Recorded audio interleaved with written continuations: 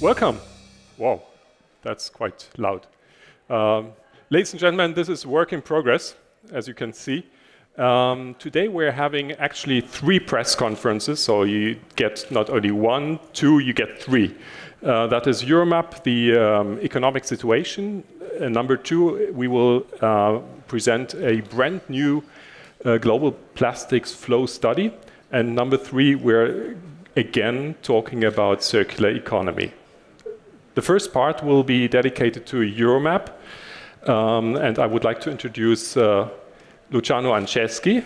He's the president of Euromap, and he's the managing partner of the company Tria in Italy.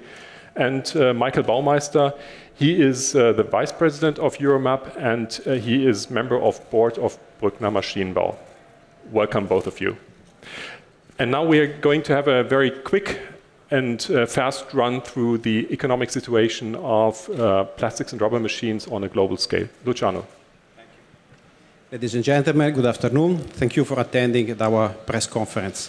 We are meeting in a very interesting moment, and now we will see some numbers which are describing the situation. After 10 years of continuous growth, the perspective of the global production are negative for the current and the next year. So we expect a drop of 10% this year and a 5% next year. 2018 was still positive, 1.3% for the world production, 1.9% for Euromap. The negative situation is confirmed by the trend of the incoming orders of German machinery manufacturers. The decline started already in the first half of 2018. What are the main reasons for the decline? Automotive first. We expect a fall in the production this year after already a negative growth last year. Also China, which has made the greatest contribution to the growth, shows signs of slowing down, and not only in automotive. In Europe, about the car production, this was in reduction from 2017 already. Are the alternative drives a possible game changer? They record very high growth rates, but up to now still related to a very small market share. A second element of uncertainty is given by the trade conflicts between USA and China. In this chart, we can see the important effects of the different conflict steps that has been taken in the last 2 years. The effects are important. And then the Brexit, another element of hesitation about the investments. But we have to say that in our business, in case of a hard Brexit, the loser will clearly be UK. So here we can see the value of our export to UK compared with the total. So the amount is quite limited. In contrast, their export to Europe are very important over the total, close to 35–40%. We have seen that the global perspective consider a less 10% this year. Let's see now 3 particular forecasts. First one, European export to the world. After a drop in 2018, we are expecting a further reduction of 7.5% this year. About USA, after a flat 2018, we expect a drop of 6.4%. And finally, China, our second largest country customer, after a positive 2018, we are expecting a severe drop of 12%. Thank you. I pass the word to Mr. Baumeister. So, hello also from my side. I give some words to circular economy. Here we see the plastic consumption in Europe. It's about 55 million tons per year in Europe. And out of this, a ratio of 2.5 million tons from recycled material. So big job is to do. The target is up to 10 million tons up to 2025. And having in mind that out of this consumption, plastic consumption in Europe, about 1/3 is packaging. The biggest pressure is on packaging because the next target is till 2030 to have all the packaging material ready for recycling, recyclable, or for reuse. That means really circular economy is a game changer. And the biggest target for the industry is to prepare everything for recyclability. And out of this, you see this target is the biggest innovation force aside of digitalization. And this you will also see on the show that there are a lot of companies working now together because they only can solve it along the whole value chain. This is what you can see. So game changer means for the industry to prepare everything for recyclability. The communities have to prepare everything in the infrastructures to prepare everything for selection and sorting, and the end user has to change his behavior that he really closes the loop and brings it back to the selection point. So I give back to Thorsten. Thank you very much. Oh, sorry. Thank you very much. That is the outlook now for the production in 2018 and the forecast 2019. Again, we're seeing a situation where the economic situation is giving us a little bit of trouble, but we, at the same time, we see there's a game changer coming on. So that, in very brief, is the economic situation as we see it today. Thank you very much, gentlemen. And in order to stay in our time limit, I would suggest that we carry on with the next topic. You will stay here. Maybe later on there might be a couple of questions. Yeah, I mean, you don't need to stand here. You can have a seat. Please feel comfortable. You still got a long exhibition. Please have a seat. So now I would like to invite Jürgen Bruder, Dr. Jürgen Bruder. Don't miss your your presentation, and Christoph Lindner. So thank you very much for coming here. Now, as I mentioned already, we are going to present a brand new global plastics flow study. So this covers the production, waste, and so on. I think this is something we need to know, and this has been just done. The project manager of this is Dr. Jürgen Bruder. He's the managing director of the Industrievereinigung Kunststoffverpackung, which means the German Plastics Packaging Association. And our partner, who did all the figure crunching, is Christoph Lindner, managing partner of Conversio. Christoph Lindner has been doing this for the plastics industry for a very long time, I think 20 years now.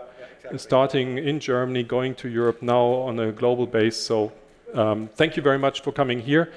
First question goes to Jürgen. Jürgen, as we can see, there are quite a lot of associations in the plastics industry who have come together. Why so many? And what was the goal behind that? Yeah, you see 6 associations and also in cooperation with the Global Plastics Alliance. So what was the reason? Such a study is a very new one, and it was the idea of the Global Plastics Alliance to elaborate such a study.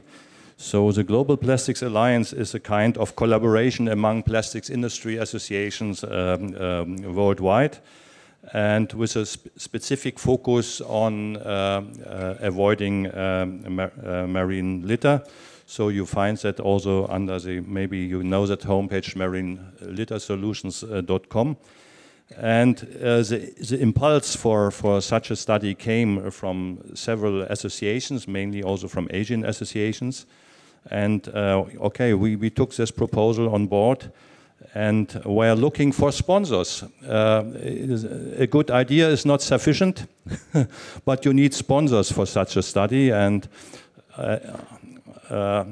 as a chair of that global action team, waste management, I was looking for several sponsors, and luckily I found sponsors here, especially in Germany, and I'm happy that also Euromap, the host of the press conference, and VDMA are sponsors, as well as GKV, the umbrella association of the German plastic converters, IK, our association, the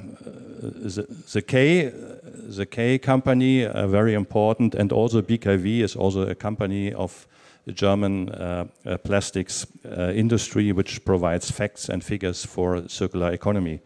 So that's why we have several sponsors.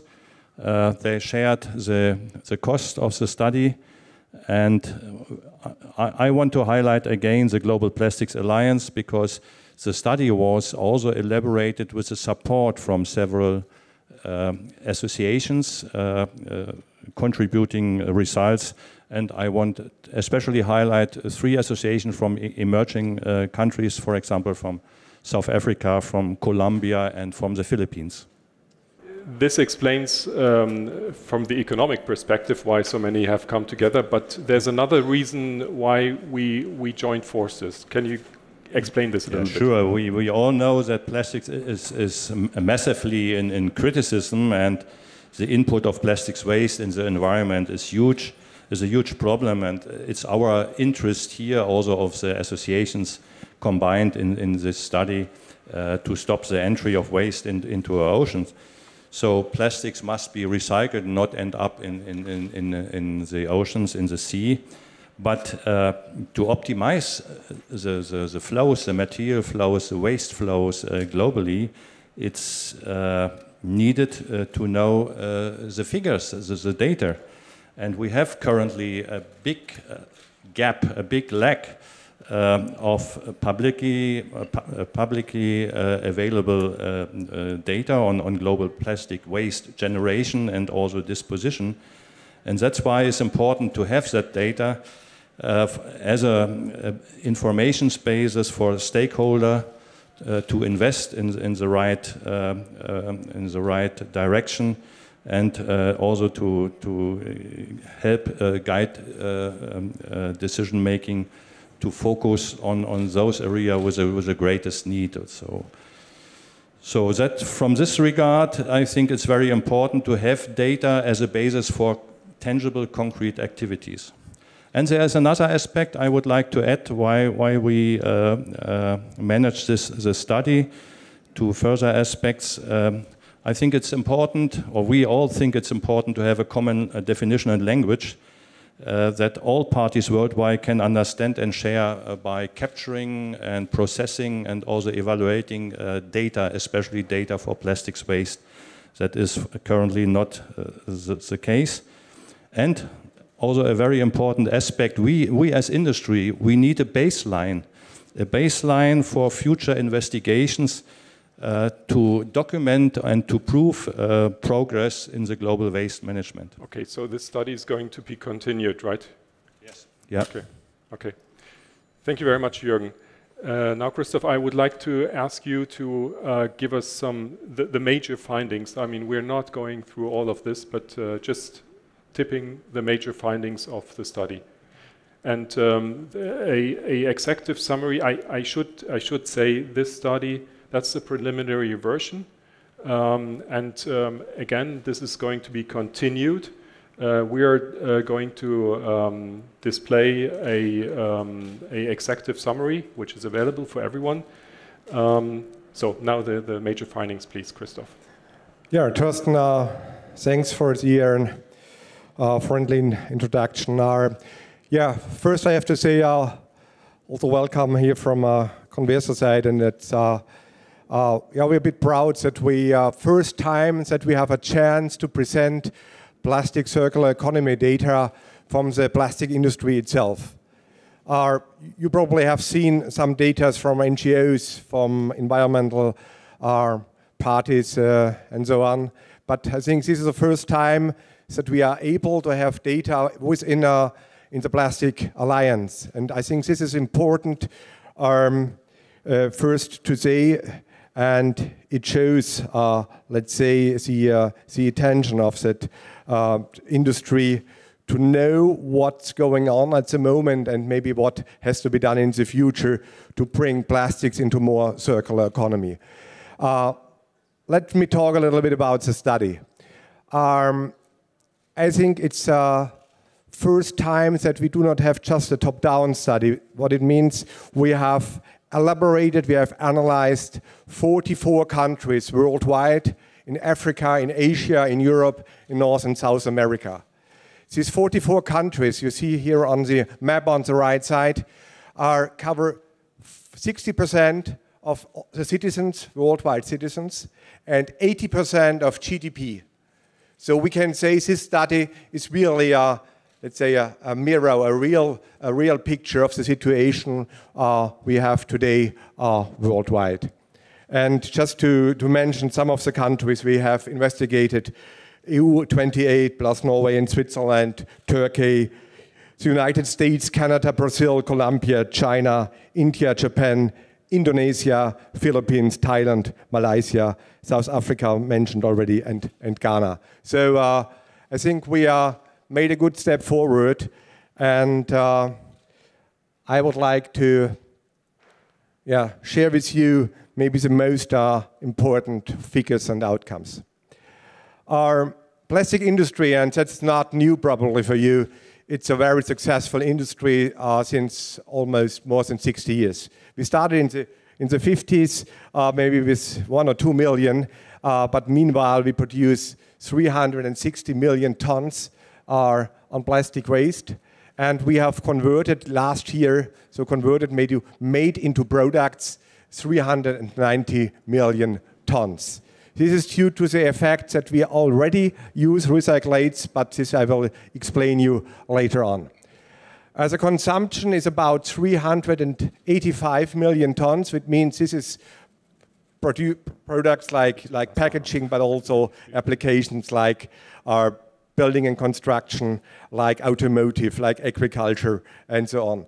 And here you see already the big challenge when you track waste and waste analysis is that you have, let's say, two parts, two kind of applications for plastics. We have this more short life applications, which is packaging mainly, but we have on the other hand PVC pipes or plastic pipes in total which have a lifetime of 100 years. And this is also a challenge in the circular economy, how to deal with short life products, but also to find a solution for products with a length of about maybe 50 or 100 years. Now, I think what you are waiting for are the waste figures and the situation, what is done with waste and what is the quantity. Based on this analysis we did, again in these 44 countries, we have seen that we have about 250 million tons of waste. I have already explained the reason, because consumption is not similar to waste, is because we have a lot of long life products, and this is getting waste maybe in 50 or 100 years. 173 million tons are, let's say, collected properly at the moment and brought to recycling, brought to energy recovery, or at least brought to managed landfill. But it's also the case that we called it unknown plastics, which means littering and improper disposal, which came up with a figure of 77 million tons. And this is quite a lot, I think, and this is a situation where we start and where we have to improve, but I think we all are here, we see it's significant. The good point is we have already 173 million proper collected, again managed landfill and also brought to recycling. And finally, in the last year, we have produced 30 million tons on recyclates, which are used for new plastic products. So this means about 7 until 8% of the converting materials are, let's say, feeded by recyclates. And this is the situation where we start right now, but we think we all know, and the industry is knowing, that we have to improve, and the circle or the wheel has to turn probably faster in the future. Let me explain a little bit why the situation is like it is.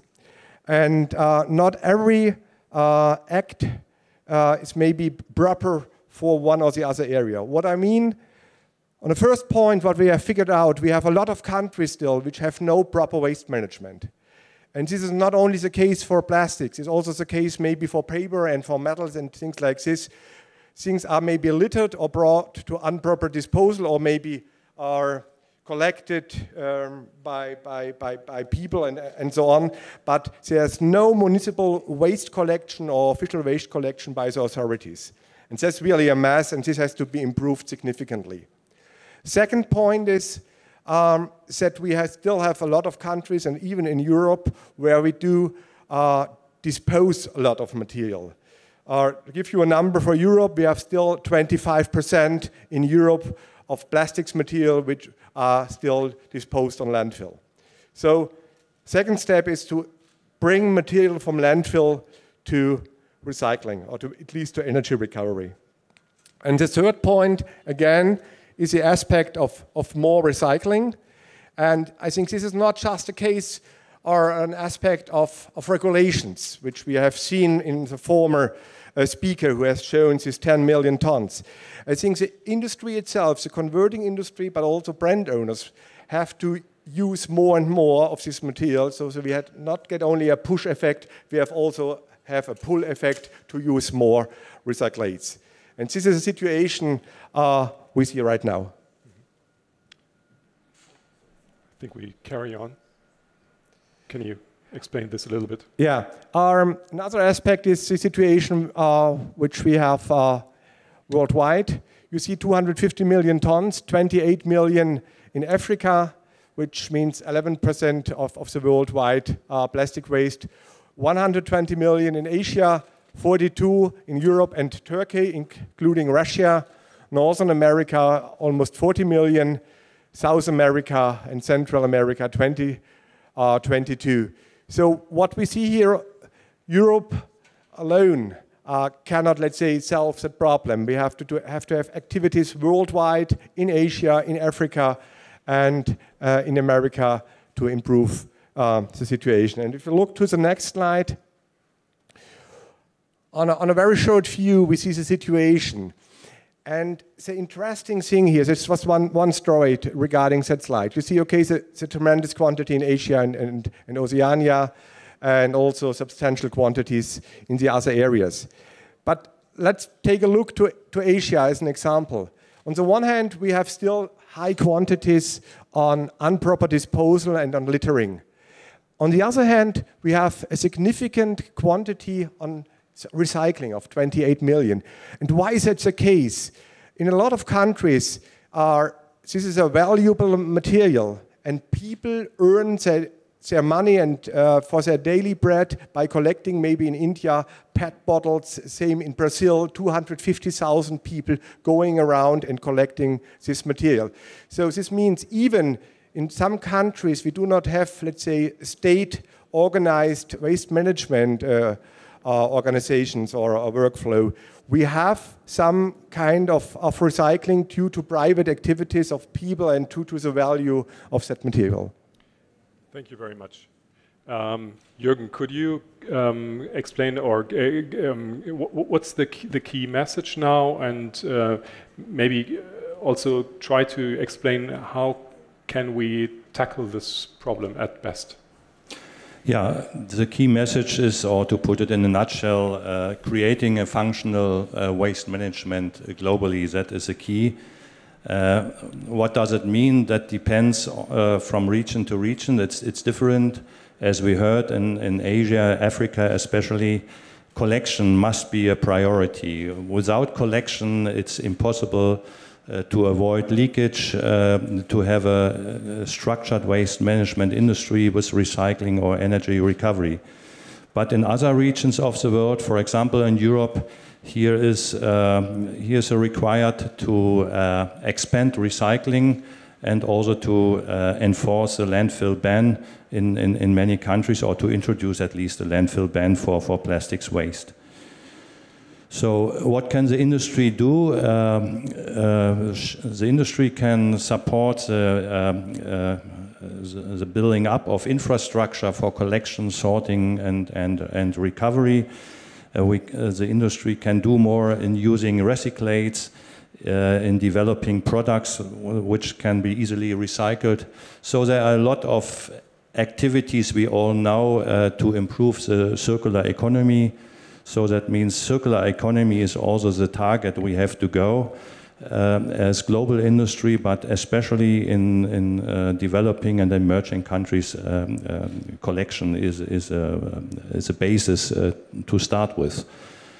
The study, maybe I can mention that, is also intended that it's a contribution to the global information project of the Alliance to End Plastic Waste.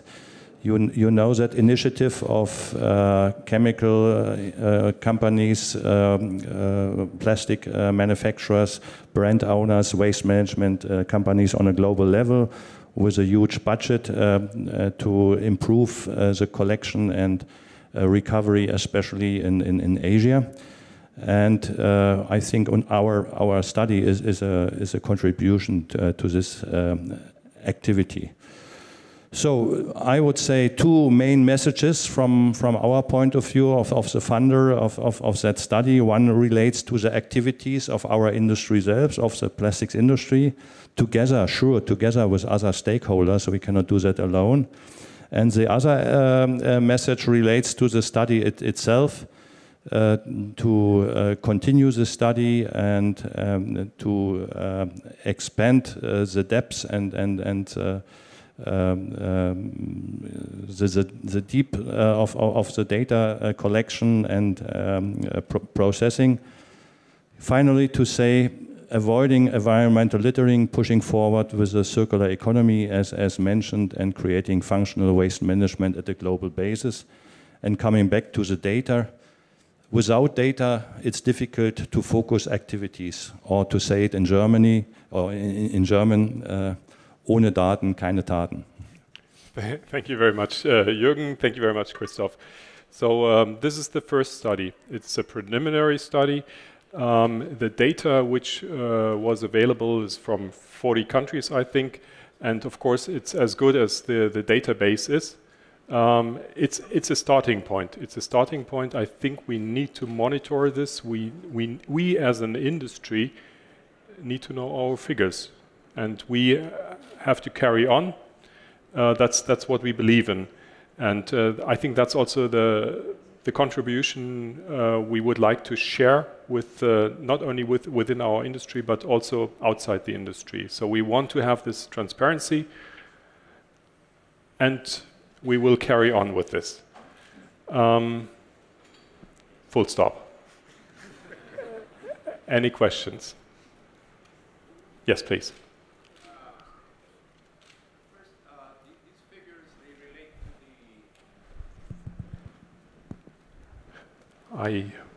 Yeah, okay, thank you. The first question is, these figures, they relate to the countries that were part of the research, or they are a projection worldwide? And the second? Yeah, it's a good question. No, it's worldwide data. It was built up on the 44 countries, but then we did an extrapolation based on the quotas I mentioned. So 80% GDP and 60% are on citizens we have covered. So we use a ratio of 70%. We said we have covered, and the 30% are extrapolated. But the figures you saw are worldwide, global. Okay, thank you. And the second question is, the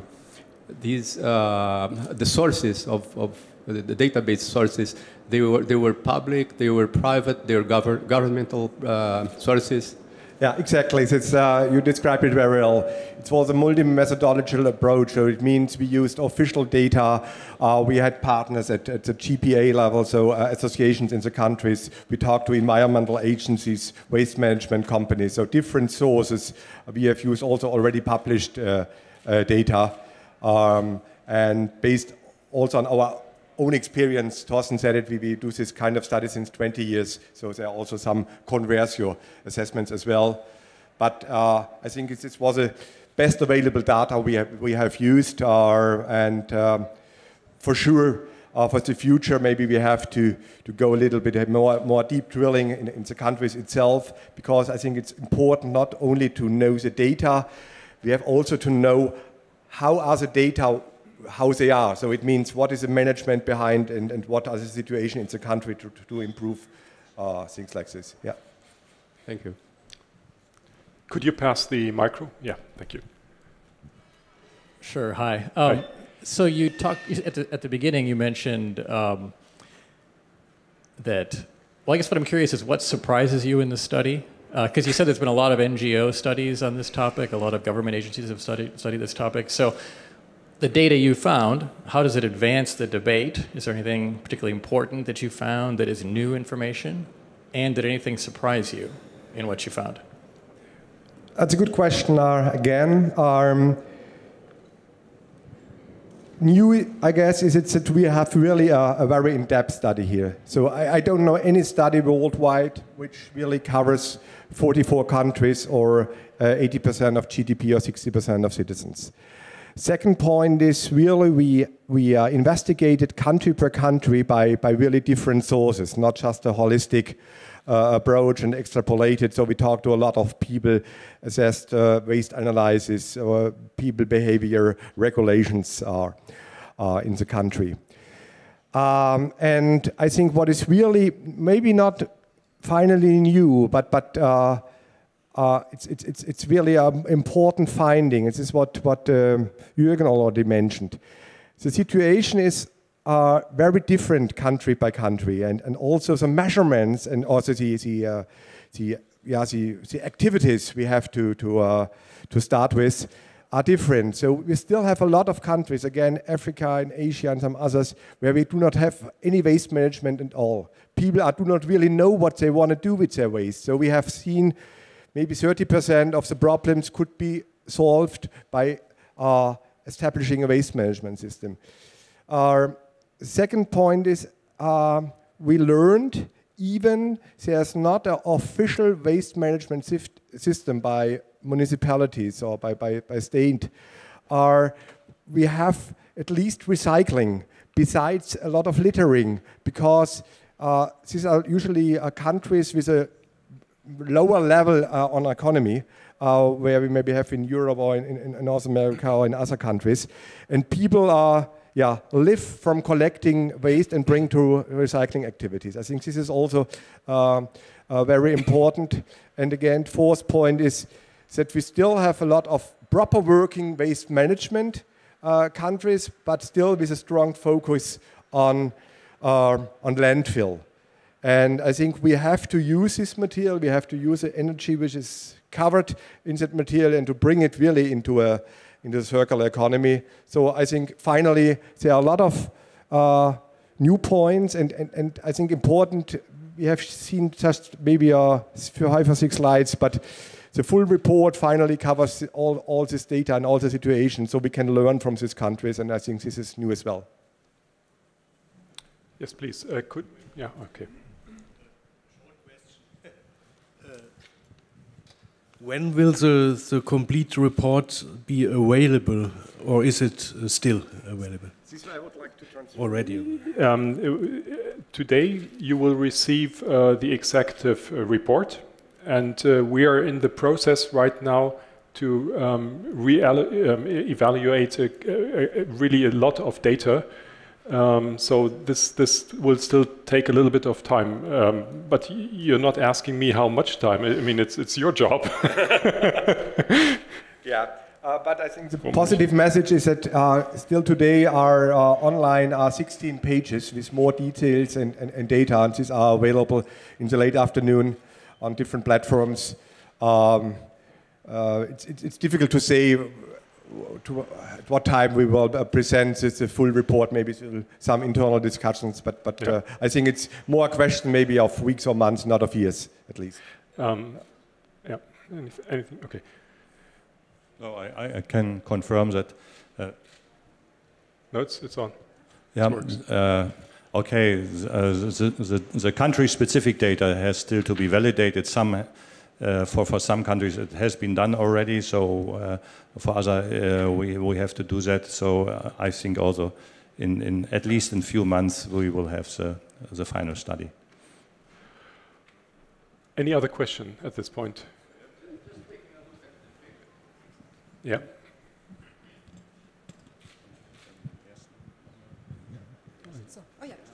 Thank you. Yeah. Yes. Taking a quick look at the figures over there, yes. We see that in the previous, the other one. No. Yes, this one. This one. Okay. Yeah, we see that 50 million tons were collected and sorted for recycling, of a total of 250 million. So it corresponds to 20% of the total post-consumer plastic waste is actually recycled and goes into the circular economy, as you can say. So we have still 80% that could be incorporated into the loop. Yes. There's this potential of incorporating 80% of the waste. True.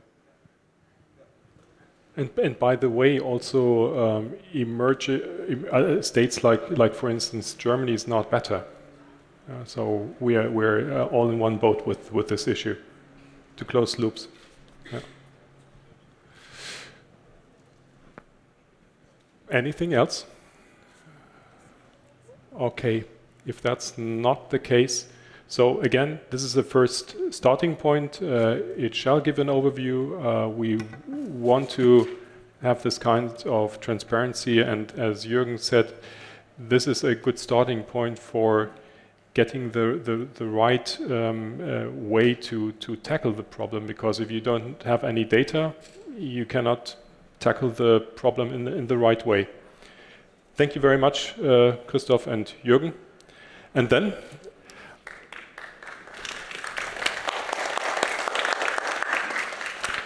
last but not least, sorry, I would like to ask Ulrich Reifenhäuser.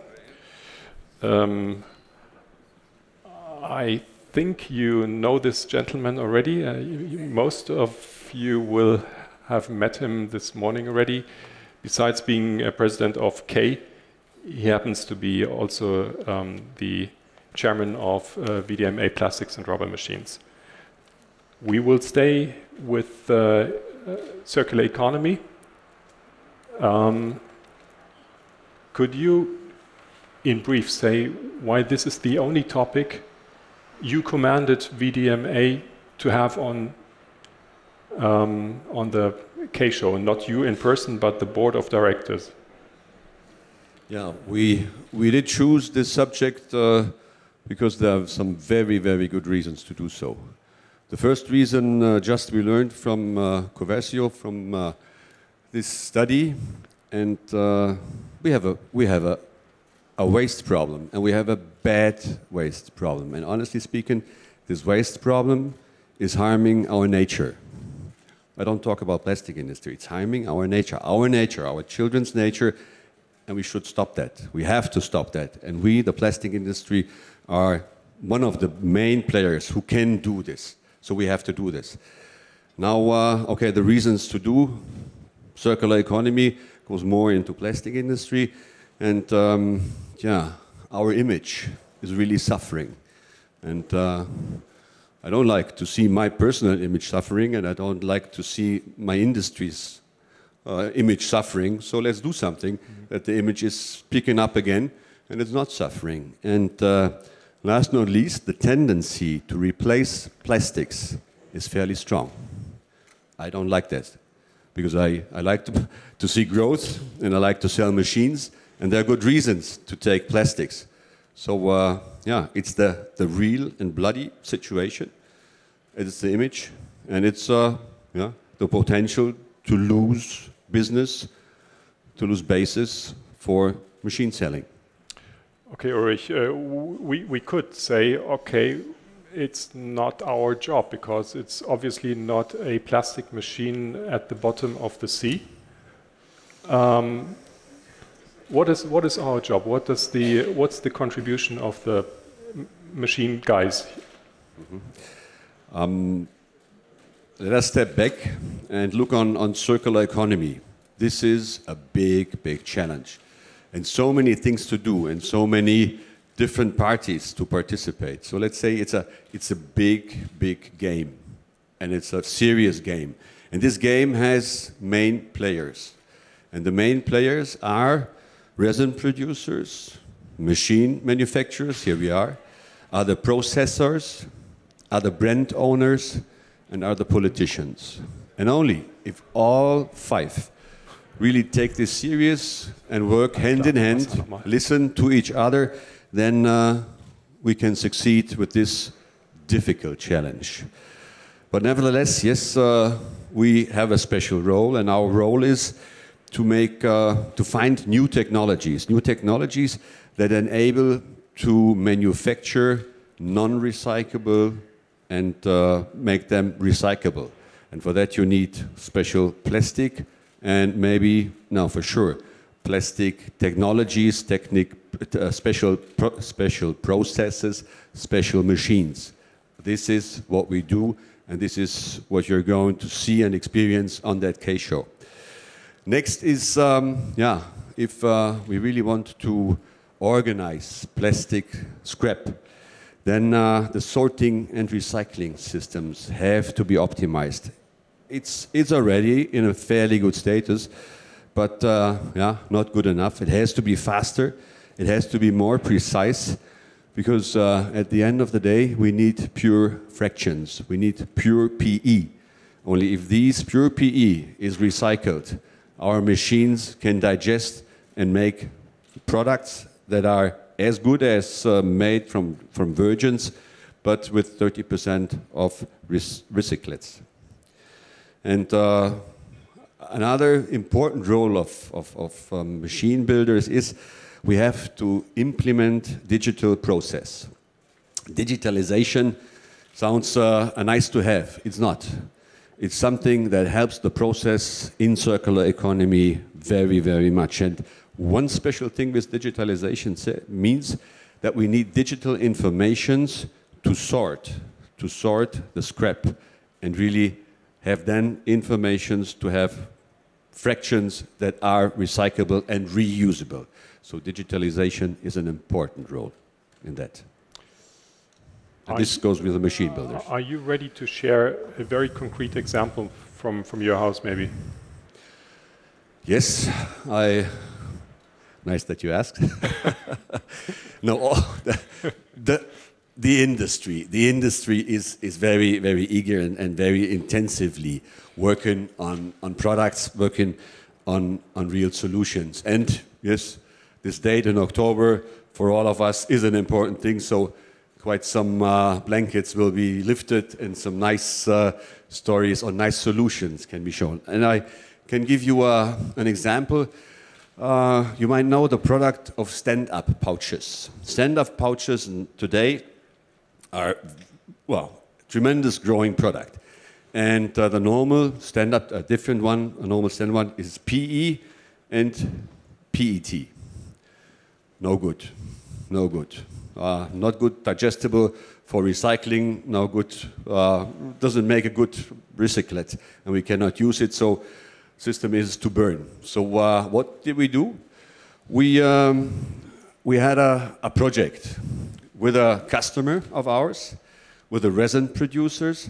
With the resin producer, we had some new technology, and we have a brand owner. And we made a stand-up pouch that is made out of pure PE. There's also possibilities to make stand-up pouches from pure PP. So this is a very nice example where hopefully really a product really will change, and many, many, many tons of those will then switch from non-recyclable to recyclable. This is very, very important. And let me have another example. What we did, we organized a real circle, a recycling circle. You might know that a big bunch of plastic is packed in heavy-duty sacks. PE, heavy-duty sacks. And we talked to a big resin producer and said, this is a perfect source, because we perfectly can identify what sack is it, because this sack, this bag says Exxon, and so everybody knows, the guys, what is the recipe. So really have the used bags carefully stored and bring them back to our customers. They do recycle and have 30% of recyclates in the bags. We did this, and it worked perfectly. The most important thing, the sack has to fall 2-3 meters, I don't know exactly, and no crash, because all the granulates on the floor is very bad. We did it 1 circle, 2 circle, 3 circle, 4, 5 circles. Mm-hmm. And the bag, with a special technology, it's not 100%, but and we need 5-layer machines, but at 30%, and we are trying to do more, and we think up to 50% is possible, will be done. And so we organized a really closed loop of recycling. Mm-hmm. Okay.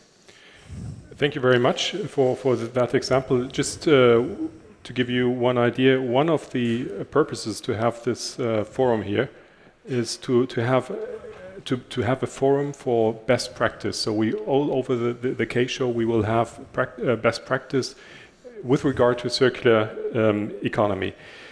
Now we've spoken about the contribution of the industry, and I want to make this very clear.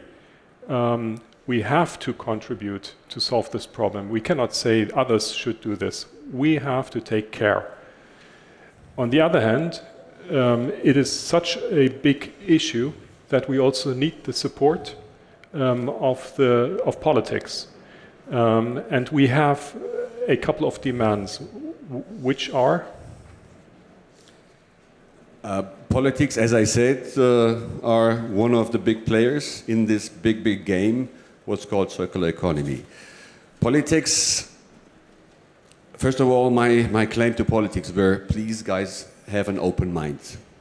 Don't listen to the media who's bashing plastics, but listen to those guys who know a little bit more about plastics. And then understand that not plastic is the problem, but the handling of the plastic is the problem.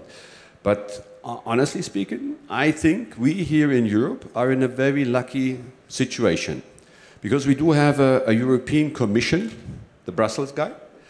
Wow, costs a lot of money, but sometimes they have some good ideas. And the good idea is... It will become more expensive after Brexit. Yes, but however, they have good ideas. And this commission had very clearly spoken, I'm missing the word, wrote down that they have clear targets for the European Union. And the targets are that until 2030, all packaging are reusable or recyclable. Has the ability.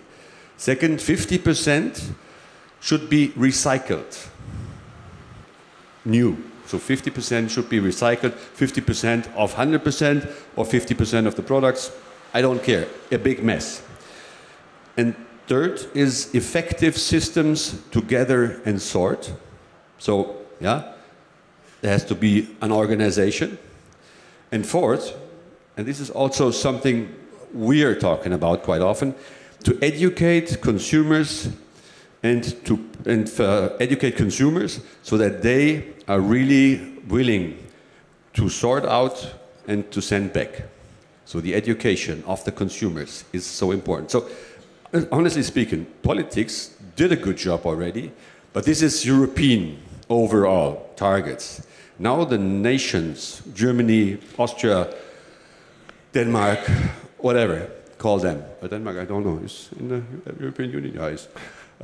They now should come up with national laws, because this is a general target. And we need real strong laws who really define what has to be done until when.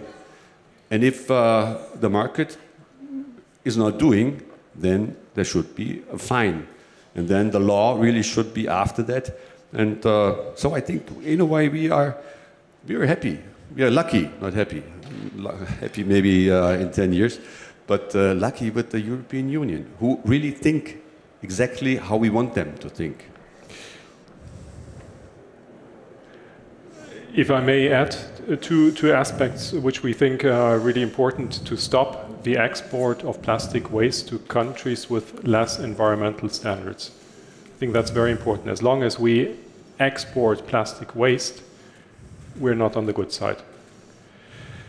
Number two, there is a target in the European strategy paper to have 10 million tons of recyclates in new products, from 2.5 million now to 10 million tons in 2025, and that's what we support. I think that's the right way.